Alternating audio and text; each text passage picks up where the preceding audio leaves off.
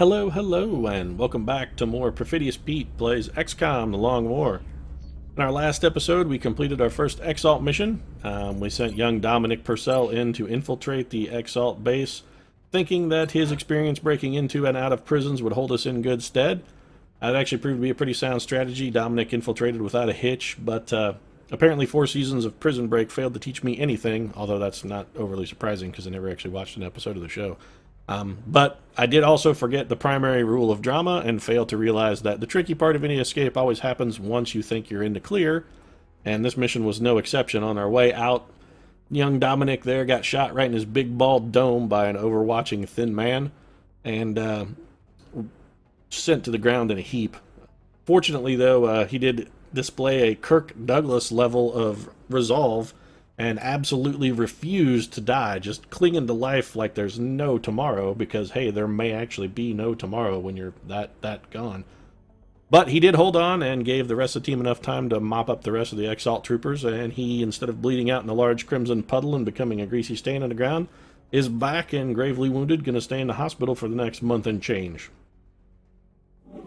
Other than that, we don't have a whole lot going on. We're building up a bankroll with our credits for when our advanced beam lasers finally finished. Unless our research gets set back again, that should happen relatively soon.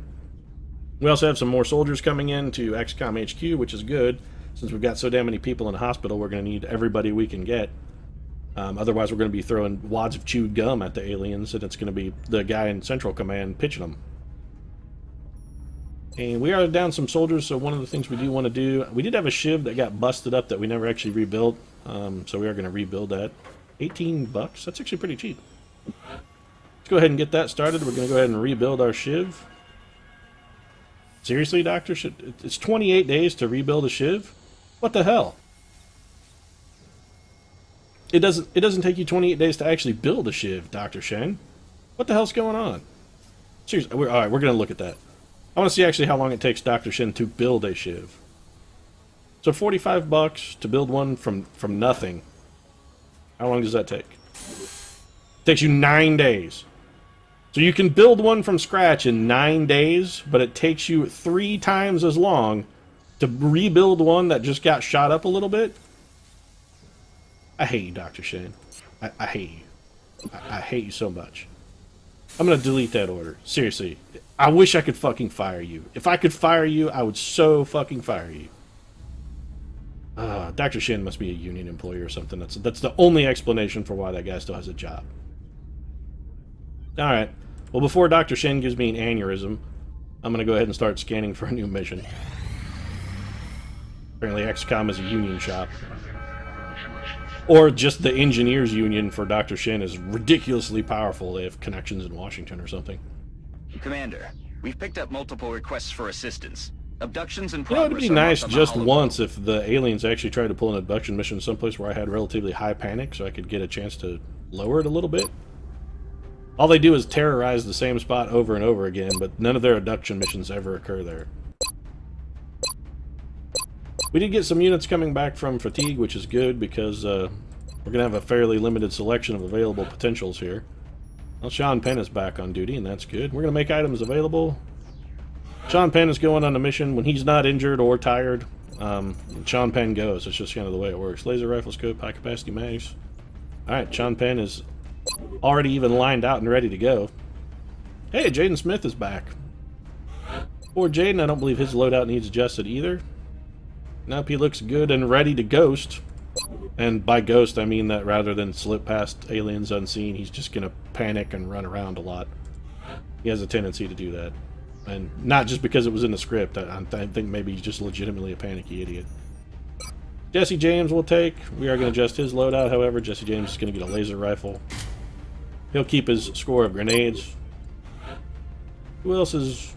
I want to say looks like they'd be a good addition to the team, but at this point it's who else isn't hurt. Guess we're taking John Mayer. John Mayer, not a great asset, mediocre aim, and an engineer, which we already have one of, so that's not exactly optimal. But at least he understands how gravity works if his song Gravity is any indicator. And I think that just leaves us then Drake. Yep, Aubrey Graham is our last available. We're going to adjust his loadout some, though. No need for a med kit for Drake, because, hey, YOLO, baby. There's no need for med kits when you only live once. Although that being said, I'm pretty sure Aubrey Graham actually has been on one mission as himself, and that means he's already lived once, so this mission may be his curtain call. I guess we're taking a rookie then, because we've got an empty slot and only one SHIV to fill it. I would take 2 SHIVs if I could, but the other 2 are in a shop, so... Who is the least shameful private we have? Well, Ilyushin's not terrible. Got a high will, at least. We were looking for one soldier with at least a decent will who might prove out that we could use for the recruit. Farouk wouldn't be shameful. He's got 5 health. We also have Lena Hoffman or Malik Tariq. She got 63. She's real slow, though. Real slow. Let's clear that off. We can do better. I'd like somebody who's either fast or maybe has a little better aim. Although we're not going to do much better in the aim department.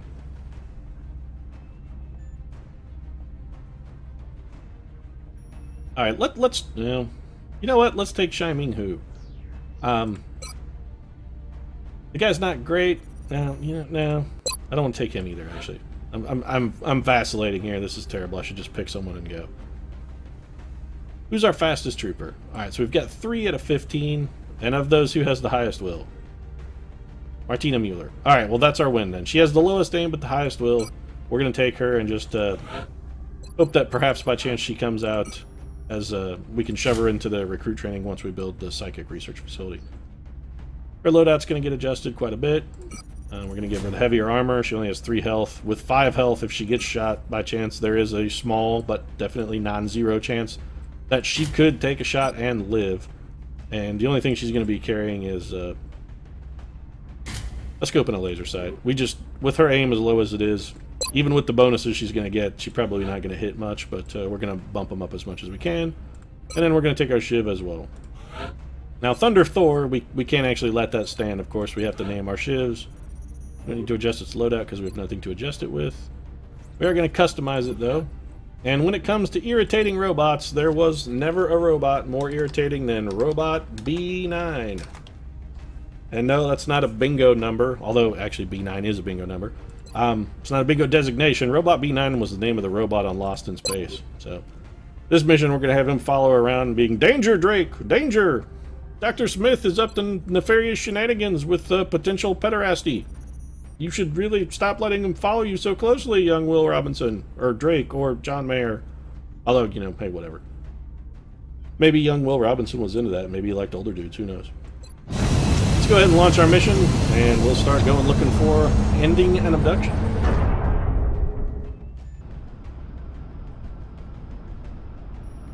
Looks like we're headed to the UK. We can stop and pick up some tea cozies while we're here, and I'll make sure that all the teapots in XCOM headquarters stay nice and lovely toasty warm. Go ahead and begin our assault. The next deployment site is in the UK. Uh-huh. Local government forces have reported a coordinated alien attack in a densely populated neighborhood. A lot of government forces hanging out at the KFC, huh? Yeah. Once again, I reiterate that I really honestly think the aliens have come to Earth to invade strictly for the purposes of getting fast food. They raid a lot of restaurants. At this point, I'm starting to wonder about their cholesterol levels. They got to be getting really, really high. This is Big Sky. Strike team is touching down now. Standing by for your orders. Roger, Big Sky. Reading you 5 by 5. Strike 1 has the green light for deployment.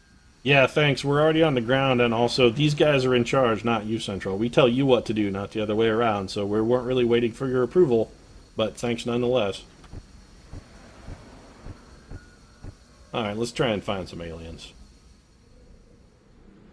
We've got, is this, yeah, some men are a fast food restaurant. I'm gonna guess chicken. Seems like the aliens would be into chicken because it tastes like everything. Oh, that's not a great start. So we've got a Muton coming straight for us. Although, ideally, if we're going to pop a Muton in a wave, having him come first is among the better ways to get it done. And a 52% shot with our SHIV, we're going to take it. So, of course, Robot B9, proving as useless as he ever was in the TV show. "Danger, Will Robinson. I can't fucking hit a thing." So we're going to have Jaden pull up, and I'm just trying to figure out where I want to put him. We may actually have him throw an HE grenade and try to blow up that car, except I don't think it'll actually explode this turn. We're going to take our shot with Jaden. Little shotgun action. That's a hit and a critical. Nice. Yeah, we shouldn't have a whole lot of trouble finishing Jaden, or having somebody finish him off then. Do we have anyone who's fast enough to get to some better cover? And the answer is no, we really don't. So Martina Mueller is our rookie, and therefore our most expendable unit. Heading to that location. Gonna bring her up and have her take cover behind a garbage can. 47, 52. Take your shot at the Muton. We really want him dead. If the only thing we can kill here on the is the Muton, that actually wouldn't be the worst outcome. Alright, we're gonna have Sean Penn just take this shot from here. That's a kill, of course. Sean Penn doesn't screw around. I think unless it comes to marital bed and then screwing around maybe his MO. Needless to say, he's going to go in Overwatch after that. John Mayer has a shot from where he's at. 54% isn't terrible. Wouldn't mind seeing if I could get him in a position to throw a grenade. We're just going to move John Mayer to a little better cover, actually. 54. I'm not overly tempted to take that, but I'm going to go ahead and fire this just on the odds we try and protect our SHIV a little. Oh, we got lucky there. Nice kill from John Mayer. So at this point, we could theoretically risk a run and gun with Drake. I think we have a pretty decent shot of not spawning any more aliens, so let's go ahead and do that. We're gonna have Drake go for the run and gun. Oh, that's real fucking shitty. Now we did get an Overwatch shot. That, wow, that's terrible, actually. Alright, so it's going to be a run and gun for Overwatch. That was a terrible turn, then. Pretty much everything that could have gone wrong there did. So that... Alright, that thin man was killed. I'm on it, Commander. Bring Jesse James up here. He has a flank shot. Not going to get the kill, but we're going to take it anyway. It's got a good critical chance. Maybe Jesse get lucky. Oh, and he did in fact get lucky. Fantastic. So really our only unit that's in a desperate position right now then is going to be Sean Penn, who stayed still. And it's entirely possible this thin man could flank him. Oh, they're falling back. Jesus, another pod? Good lord, their aliens are hyper-aggressive. They must have drank a bunch of Red Bull. Either that or they had a bad customer experience at this KFC that they're outside of, and having been more than a little time at KFC, I can say that a bad customer experience is pretty much the norm. So we have a ton of thin men back there. And we do not... Do we have a scout? We should have a scout somewhere. Where's our scout? Where's Jaden Smith? Alright, Jaden. Alright, Jaden. It's time for you to show no fear, son. You have to ghost. The aliens can detect your fear pheromones. On the move. Let's see if Jaden is truly invisible to the fear-detecting aliens. Alright, he managed to control himself. He has successfully ghosted. Somewhere Will Smith is indescribably proud of his son. And we're going to go ahead and take this shot for the kill. Flank shot. That's a hit and an alien down. Alright, so Robot B9.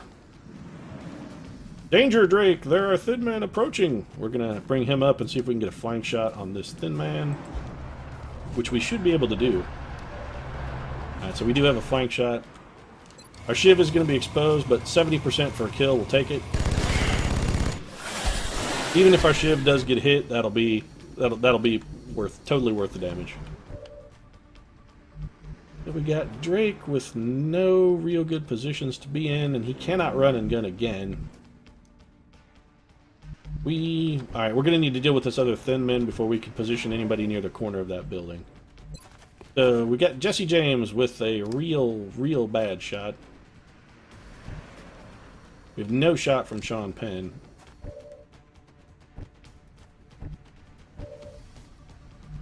Alright, so we're going to... Well, I would like to get Jesse James there, but we're not going to be able to do it. I don't think he'll have a shot if we move him there. This is an interesting conundrum. Alright, so here's what we're going to do. We're going to take Sean Penn. And we're going to have Sean Penn dash into... He can't get there. I wanted to put him in that corner where he'd have full cover on two sides, but he can't make it. So we're just going to dash Sean Penn over here. And that should keep him from getting shot by the Thin Man.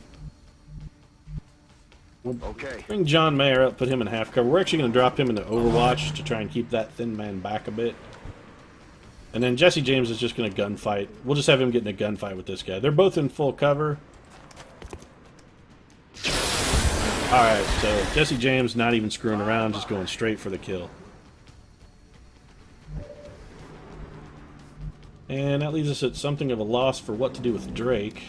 I'm thinking we'll just dash him up to this full cover. Two aliens? How can you see two aliens? Where's the other one? Where's the other alien? Well, shit. There may be another alien up there, and that would be bad. That's just... Oh, it's possible, though, that John Mayer may... Or, rather, Drake may be bugged. Or seeing double. Roger that. Scanning. No, there were, in fact, two Thin Men. So we've got some Overwatch. Let's see if any of the triggers. This Thin Man's going to take a shot at our SHIV. Ow, lucky miss, lucky miss. And it's almost certain that this Thin Man will also take a shot at our SHIV.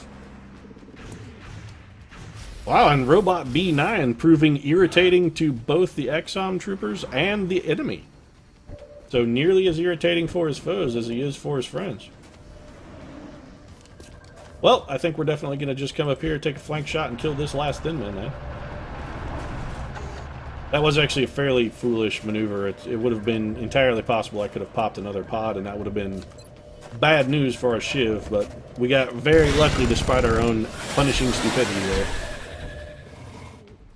But sometimes it's better lucky than good. Now why can Graham still... There are not two aliens left.